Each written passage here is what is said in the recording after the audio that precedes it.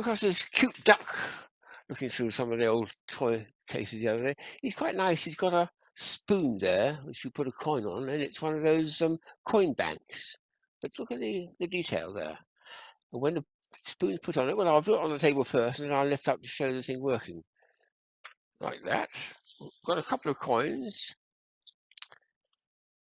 And there was originally a proper little sucker which held it down in that position, but it's not working very well. So I'm just going to hold it like that and then let go.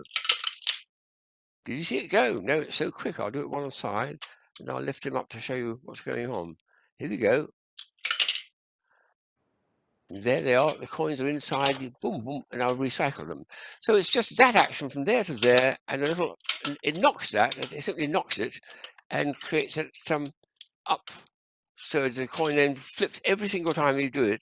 The coin goes exactly where it's supposed to go, which is absolutely brilliant, isn't it? Let's get them out of the bottom and do them both again. Will it do both together? No, I won't try. So here he goes. Here he is from the front. Well done, Duck. Well done, Donald. You're doing a good job here. Let's put one more in your mouth. Here we go. This is a penny going in now. Yep, he's done it. Good stuff. So that was a nice find because it's one of those coin banks which is animated, and kids love that because as they're saving money, it's having a bit of fun, isn't it? Here's something I picked up from that same case, which I completely overlooked, and I had no idea what it was. I mean, what it says is it's supposed to be a bookmark, which is thin enough to be a bookmark. And on it says, "Never judge a book by its cover." Oh, that's good advice, isn't it? Yeah, always look into the content, the software.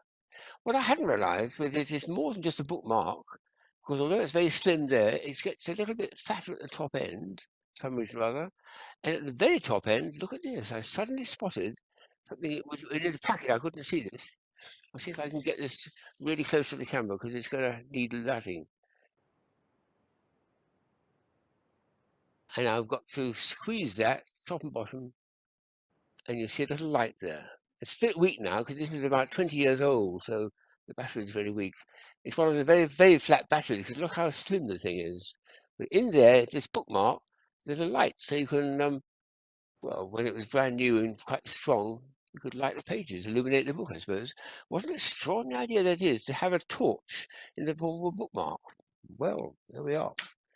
The last item is something that I saw on the second visit to the Nuremberg Toy Fair, which I was astounded by how inventive they are.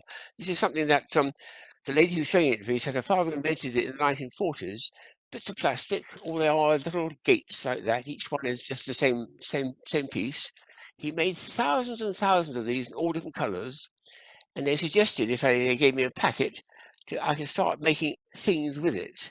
And they show some examples on the back, but I don't think I'm quite up to this. So I asked them on the last day if I could possibly have something that was very special sitting there, which I was absolutely amazed at, all coming from a piece like that, multiplied by several hundred times and several hours of work. And this is what you get from it. From that to this. Isn't that amazing? And this is one of those wonderful toroidal things which goes like a smoke ring, round and round and round and round. Or we'll do it this way as well.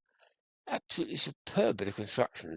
The mind that conceived this was really quite something that's way beyond me. So I'm more than happy to be able to take this away to go with the packet to show what could be done if you're really going to get serious with a construction toy. And what could be simpler than a little gate like that? Wonderful. So Dusyma, Ace Company.